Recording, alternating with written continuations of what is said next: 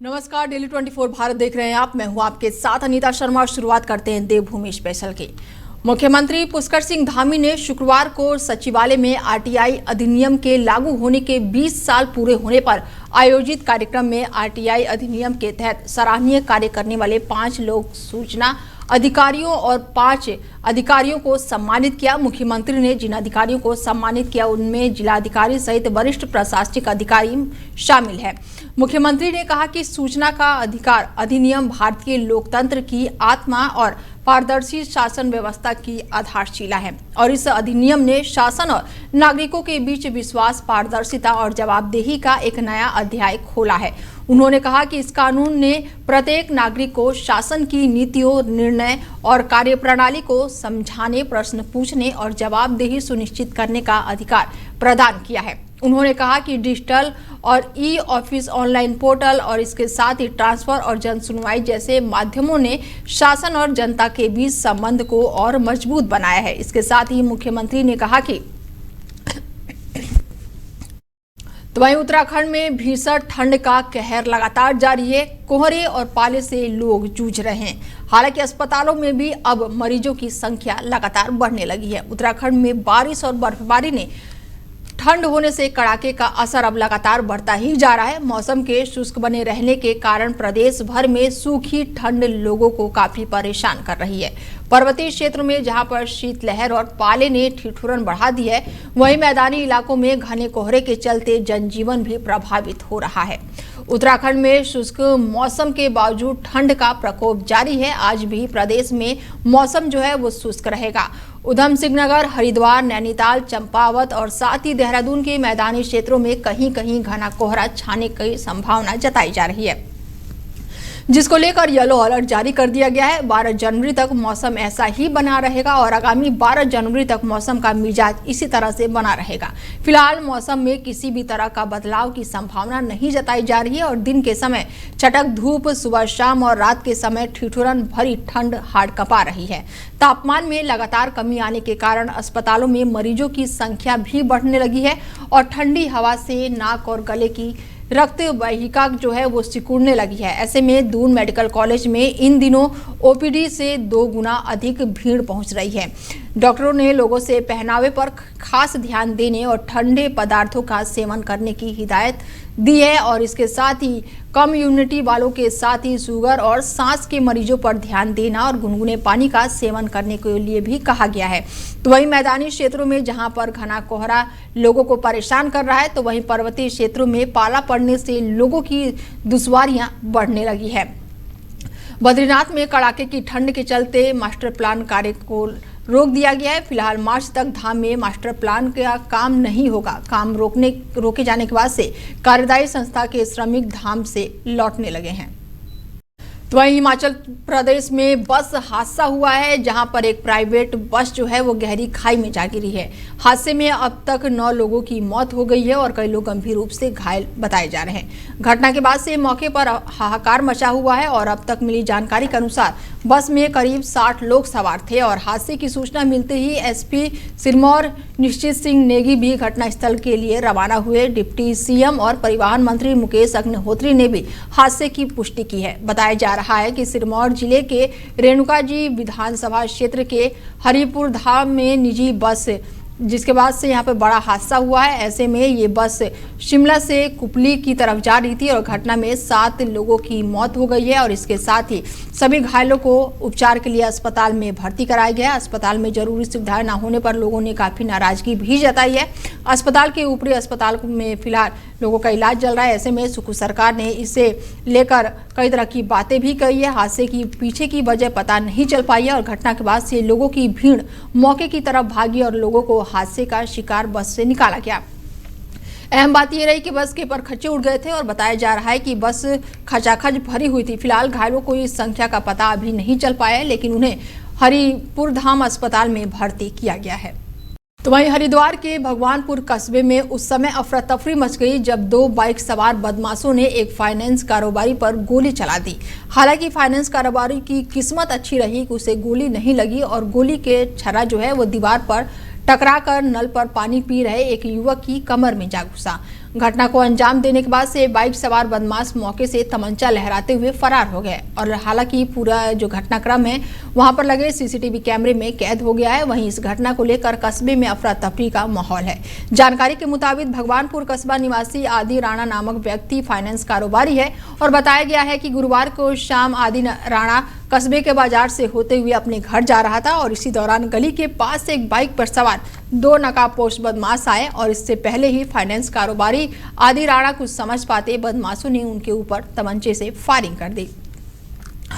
Bike सवार बदमाशों का निशाना चूक गया और गोली दीवार से जा टकराई। गोली लगने से निकला वो छारा पास में ही नल पर पानी पी रहे एक युवक को लग गई। कमर में ये छारा घुसा है और घायल हो गया युवक। तो वहीं गोली की आवाज सुनकर आसपास के लोग भी इकट्ठा हो गए, लेकिन आसपास के लोगों के पहुंचने से पहले ही बाइक सवार बदमाश जो है वो मौके पर फरार हो गए। हालांकि पुलिस अब पूरे मामले की जांच पड़ताल में जुटी हुई है। तो वहीं हरिद्वार के प्रेस क्लब में हिंदुवादी नेत्री साध्वी प्राची और डॉक्टर चैतन्य सरस्वती ने एक महिला और युवक पर गंभीर आरोप लगाया। साध्वी प्राची ने कहा कि स्वामी चैतन्य लंबे समय तक विश्व हिंदू परिषद से जुड़े रहे हैं और राम मंदिर आंदोलन में भी उन्होंने अहम भूमिका निभाई है। उन्होंने आरोप लगाया कि स्वामी चैतन्य के आश्रम पर रेणु नाम की महिला, निरंजन नाम के युवक ने जबरन कब्जा कर लिया है। साध्वी प्राची ने बताया कि वो स्वामी चैतन्य की सालों से वो जानती हैं और अल्मोड़ा, पिथौरागढ़ और नैनीताल जैसे पर्वतीय क्षेत्रों में प्रवास के दौरान स्वामी जी उनके साथ ही रहते थे। साध्वी प्राची ने कहा कि आश्रम पर कब्जे के बाद से संत परंपरा से जुड़े स्वामी चैतन्य ठंड में भटकने को मजबूर हो गए हैं और अपना आशियाना तलाश रहे हैं, जो कि उत्तराखंड की गरिमा के खिलाफ है। उन्होंने शासन प्रशासन से हाथ जोड़कर अपील की है कि दोषियों के खिलाफ सख्त कार्रवाई की जाए। साध्वी प्राची ने आरोप लगाया कि हिंदू समाज को बदनाम करने की साजिश के तहत भीम आर्मी के जरिए कब्जा कराया गया है। उन्होंने मांग की है कि स्वामी चैतन्य को सम्मानपूर्वक उनके आश्रम में वापस बैठाया जाए और रेणु और निरंजन को जेल भेजा जाए। मेरा आश्रम अक्टूबर 2025 के अंतिम सप्ताह में निरंजन चैतन और साध्वी रेणुका दोनों मिलकर के मेरे आश्रम को उन्होंने हड़प लिया, मुझे मारपीट की बाहर कर दिया, मेरे ऊपर चोरी के इल्ज़ाम लगाए। रेणुका ने मेरे जो सहयोगी थे कपिल तिवारी, कृष्णा, माउंट आबू के गुरुकुल आचार्य ओम प्रकाश जी, उन पर चोरी के इल्ज़ाम लगाए। पुलिस ने मुझे गहन पूछताछ की। कोतवाली प्रभारी खतौली जी जो हैं वो आए, सबने हमें बहुत थानों में बुलाया, मुझे भागदौड़ करनी पड़ी। निष्पक्ष जांच हुई, कोई चोरी उनकी हुई नहीं थी, सारा सामान का सुरक्षित था और तहसील ताले बक्से सब में ताले लगे हुए थे, कहीं कोई चोरी नहीं हुई। जो पूज्य स्वामी डॉक्टर महाचैतन्य जी महाराज का था और आज से नहीं, मैं 40 वर्षों से जानती हूँ। विश्व हिंदू परिषद की राम मंदिर के लिए जो यात्राएं पहाड़ों में अल्मोड़ा, पिथौरागढ़, नैनीताल उधर जाती, तो स्वामी जी मेरे साथ रहते थे। बहुत लोग थे, लेकिन स्वामी जी को मैं तब से जानती हूँ। इनके आश्रम पर कोई महिला आई रेणुका नाम की और एक निरंजन नाम का लड़का आकर के दोनों ने कब्जा कर लिया। महाराज जी ने मुझे खोजा, मेरे पास आए मदद के लिए, तो मैं केवल और केवल, क्योंकि ये बहुरूपीय समाज में बहुत घूम रहे हैं, चाहे निरंजन हो या रेणुका, मैं शासन और प्रशासन से हाथ जोड़ करके एक निवेदन करना चाहती हूँ। जो संत परंपरा के संत है, वो बेचारे इसी कड़कती सर्दी में, ठंड में बाहर घूम रहे हैं, अपना आशियाना कहीं खोज रहे हैं। शासन प्रशासन से निवेदन है, उत्तराखंड की गरिमा के लिए ऐसे कालनेमियों को तुरंत जेल में डाले, इन पर कड़ी से कड़ी कार्रवाई होनी चाहिए, आजीवन कारावास होना चाहिए। मेरा तो वहीं हिमाचल प्रदेश में शीतलहर का असर लगातार बढ़ता ही जा रहा है। पहाड़ से मैदान तक ठंड ने लोगों की दिनचर्या प्रभावित कर दी है। प्रदेश में रात का तापमान जो है वो 6 डिग्री सेल्सियस से नीचे बना हुआ है। राज्य में 12 जगहों पर रात का तापमान जो है वो 0 डिग्री सेल्सियस से कम दर्ज किया गया है। शिमला में भी न्यूनतम तापमान बीते दिनों के मुकाबले आज कम रहा और इससे सुबह शाम ठिठुरन बढ़ गई है। राज्य में औसतन न्यूनतम तापमान जो है वो सामान्य से कम रहा। यहाँ घरों के पानी की पाइप भी जम गई है। किन्नौर और ऊंचाई वाले इलाकों में भी हालात ऐसे ही देखने को मिल रहे हैं। राजधानी शिमला में भी रात के समय कड़ाके की ठंड पड़ रही है। कई क्षेत्रों में पानी की आपूर्ति प्रभावित हुई है। वहीं सुबह शाम से सड़कों पर फिसलन बढ़ने से वाहन चालकों की खासी परेशानियां झेलना पड़ रहा है। उधर मैदानी जिले जैसे कि ऊना, मंडी, सोलन और सिरमौर में भी कोहरे का सिलसिला जारी है। तो वहीं उत्तराखंड के पूर्व मुख्यमंत्री हरीश रावत ने अंकिता भंडारी हत्याकांड में सीबीआई जांच की मांग को लेकर ऋषिकेश में पदयात्रा निकाली। उन्होंने राज्य सरकार पर जमकर निशाना साधा और कहा कि इस लड़ाई के अंतिम अंजाम तक ले जाएंगे। और रावत ने मांग की है कि सुप्रीम कोर्ट के जज की निगरानी में सीबीआई जांच हो और जिन लोगों के नाम सामने आए हैं, साथ ही उन्होंने सबूत मिटाने के लिए भी रिसोर्ट में आग लगाई, उन पर मुकदमा दर्ज हो। दरअसल तीर्थनगरी ऋषिकेश के रेलवे रोड पर स्थित एक होटल में हरीश रावत और पूर्व कैबिनेट मंत्री और कांग्रेस कार्यकर्ताओं के साथ ये पदयात्रा शुरू की और इस पदयात्रा में भारी संख्या में महिलाएं भी शामिल रहीं। और इस दौरान हरीश रावत ने कहा कि इस संघर्ष को एक निर्णायक मोड़ तक पहुंचाएंगे। उन्होंने ये भी कहा कि सरकार को सुप्रीम कोर्ट के जज की देखरेख में सीबीआई जांच करानी चाहिए। साथ ही जिन लोगों के नाम इस मामले में सामने आए हैं, जिन्हें रिसोर्ट में आग लगाकर सबूतों को नष्ट करने की कोशिश की, उन सभी के खिलाफ मुकदमा दर्ज किया जाना चाहिए।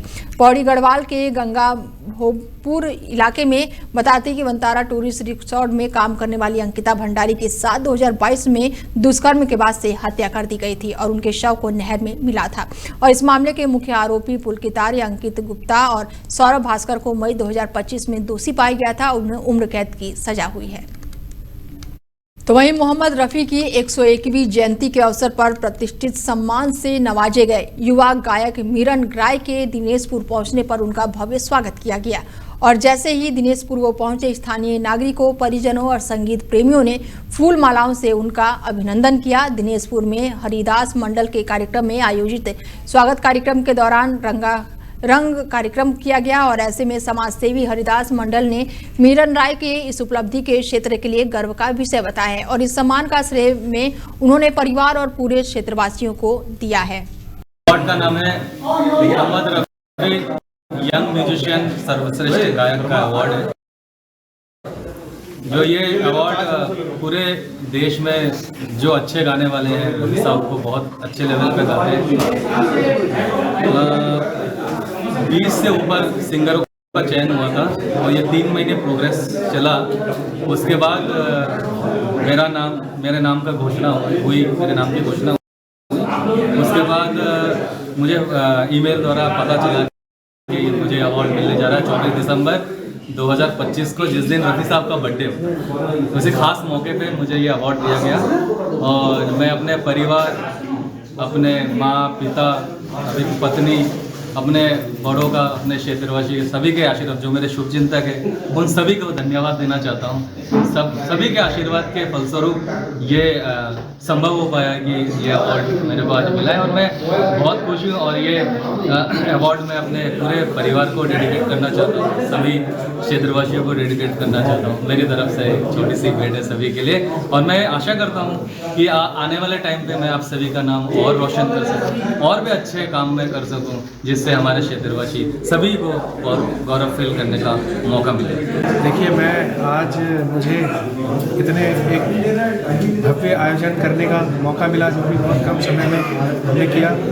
आज हमारे क्षेत्र से पूरे देश में मोहम्मद रफ़ी के अवार्ड के नाम से आज हमारे क्षेत्र के मीरन रॉय जी को जो अवार्ड दिया गया, तो इसके लिए बहुत ही इन्होंने कठिन साधना करके इस लेवल को अचीव किया है। तो मैं अपने युवा क्षेत्र, हमारे क्षेत्र के जितने युवा भाई हैं और सभी वर्ग के लोग हैं, उनसे जो भी जिसके अंदर जो कला है उसको वो कितना प्रखर करें, निखार के अपने आप को प्रस्तुत करें, जिससे अपने क्षेत्र का नाम रोशन करें। हर बच्चे में हर एक गुण, हमें बच्चों का जो गुण है उस गुण को अगर हम सींचते रहें, चाहे वो कला में हो, चाहे वो विज्ञान में हो, चाहे वो अन्य शिक्षा में हो, चाहे वो खेल में हो, यदि हम उस बच्चे को अगर उसी दिशा में थोड़ा सा प्रेरित करें तो बच्चे की जो प्रतिभा है वो निखर के आएगी। और जो प्रतिभा आपने देखा कि दिनेशपुर से मुंबई तक का जो सफ़र किया मीरन रॉय ने, और वो कहीं ना कहीं उनके परिवार की देन है, उनके संघर्ष की देन है। तो वहीं जन अधिकार पार्टी जनशक्ति द्वारा आज आयोजित प्रेस वार्ता में प्रदेश और हरिद्वार से जुड़े कई गंभीर मुद्दों को उठाया गया। पार्टी के राष्ट्रीय सचिव तरुण कौशिक ने हरिद्वार के विधायक मदन कौशिक पर निशाना साधते हुए कहा कि धर्मनगरी से 5वीं बार विधायक बनने के बावजूद वो जनता के मुद्दों से कटे हुए हैं। उन्होंने मनसा देवी में हुई भगदड़ का जिक्र करते हुए कहा कि इस हादसे में श्रद्धालुओं की जान गई, लेकिन आज तक ना तो जांच रिपोर्ट सामने आई है और ना ही व्यवस्थाओं में सुधार किया गया है। तरुण कौशिक ने सवाल उठाया कि यदि यही हाल रहा तो आने वाले कुंभ मेले में श्रद्धालु किसी तरह की अव्यवस्थाओं का सामना करेंगे। साथ ही उन्होंने कहा कि प्रदेश सरकार में अंकिता हत्याकांड को लेकर न्याय की मांग उठ रही है, लेकिन धर्मनगरी के विधायक इस पर चुप्पी साधे हुए हैं। प्रेस कॉन्फ्रेंस में पार्टी के राष्ट्रीय महासचिव हेमा भंडारी ने कहा कि जन अधिकार पार्टी अंकिता भंडारी को न्याय दिलाने की लड़ाई में जनता के साथ खड़ी है और 11 जनवरी को प्रस्तावित उत्तराखंड बंद होने के बाद से पार्टी समर्थन करती है। एक मुद्दा तो यह है कि लगातार जिस तरह से अंकिता हत्याकांड पूरे प्रदेश में चल रहा है, उबाल आया हुआ है, ये किसी एक पार्टी का नहीं है, ये जन आंदोलन है और जिसमें हर विधायक को, किसी भी पार्टी का हो, जनता के साथ खड़े होना चाहिए। और हमारे 4 बार के विधायक मदन कौशिक जी बिल्कुल मौन साधे हुए बैठे हैं, उनका तो एक बयान भी नहीं आया है या पार्टी के फेवर में भी नहीं आया। हम ये कहते हैं कि पार्टी के फेवर में भी आया तो ऐसा मौन किस लिए वो मौन बैठे हैं, ये तो उनकी आत्मा जाने। और दूसरा, जिस तरह से मनसा देवी प्रकरण को दबाने का काम किया गया, उसमें उस समय तो बहुत उछल कूद मचाई, लेकिन उस समय उसमें अभी तक भी वो नहीं हुआ है। तो अभी आगे ऐसे और दुर्घटनाएं हो सकती हैं। जन अधिकार पार्टी से राष्ट्रीय सचिव हूँ और ये हमारे पदाधिकारी हैं। हमारा मुद्दा मेनली तो जो अंकिता भंडारी का जो केस है, जो इस प्रदेश में इस वक्त सबसे ज्यादा गरमा रहा है। आपका जो मनसा देवी के अंदर जो भीड़ भड़ाके के अंदर जो भी ये हालात हुए, इन पे क्या व्यवस्था बिगड़ी, क्या नहीं हुई, इसकी भी कोई जांच नहीं, वो भी मामला दबा दिया गया। ठीक है, मैं ये एक छोटी सी बात ये कहना चाहता हूँ कि इस देश के अंदर ऐसा क्यों नहीं होता कि मोदी की भतीजी का पर्स चोरी हो और कानून अगले दिन शाम को पर्स क्या कहते हैं लेके आ जाती है। ठीक है, और यहाँ इतने बड़े बड़े हालात हो जाते हैं, इतने बड़े बड़े समस्या हो जाती हैं, आज तक कानून की जांच ही चलती है, ऐसा क्यों? वहीं रुड़की से इस वक्त एक सनसनीखेज वीडियो सोशल मीडिया पर तेजी से वायरल हो रहा है। गंगनहर कोतवाली क्षेत्र के अंतर्गत डीएवी कॉलेज के बाहर 2 पक्षों के बीच हुई जबरदस्त मारपीट ने इलाके में हड़कंप मचा दिया है। वायरल वीडियो में साफ देखा जा सकता है कि कुछ युवक सड़क पर आपस में भिड़े हुए हैं और मारपीट के दौरान अचानक गोली चलने जैसी तेज आवाज सुनाई देती है, जिससे मौके पर अफरा तफरी मच गई और इसी दौरान एक युवक घायल होकर जमीन पर गिरता हुआ नजर आता है। हालांकि हैरानी की बात यह रही कि इतनी गंभीर घटना के बावजूद भी अब तक किसी भी पक्ष की ओर से पुलिस को कोई भी लिखित शिकायत दर्ज नहीं कराई गई है। वीडियो के वायरल होते ही पुलिस प्रशासन हरकत में आ गया है। गंगनहर कोतवाली पुलिस ने घटनास्थल और आसपास के लगे सीसीटीवी कैमरों की फुटेज खंगालने में जुटी हुई है, इससे झगड़े में शामिल युवकों की पहचान की जा सके। सीओ रुड़की ने बताया है कि वायरल वीडियो में 2 गुटों के बीच झगड़ा स्पष्ट रूप से दिखाई दे रहा है और युवक के जमीन पर गिरने की तस्वीरें भी सामने आई है। फिलहाल पुलिस अब पूरे मामले की जांच पड़ताल में जुटी हुई है।